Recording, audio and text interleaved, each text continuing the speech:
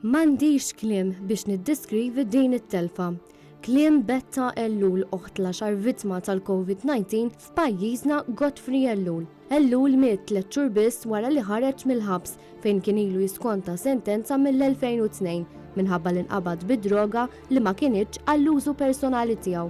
Fl-2016 Godfrey kienet laqtitu l-marda tal-kanċer, iżda minkejja li huwa kien qed jiġġieled din il-marda terminali, il-qorti rrifjutat talba tiegħu għal parole. Skont il-Gazzetta Times of Malta, Godfrey Ellul kien iqatta ħafna minn ħin tiegħu fil-ħabs fis-sodda jistrieħ minħabba li ma kienx jifla jiċċaqlaq. Pubblikament oħt Godfrey kien estqarret li huwa kien jibża ħafna li jitlef ħajtu waqt li jkun għadu l-ħabs. Ellul miet il-ġimgħa wara li aktar kmieni f'Awwissu ħareġ pożittiv għal COVID-19, virus li ħadu minn trasmissjoni fil-komunità.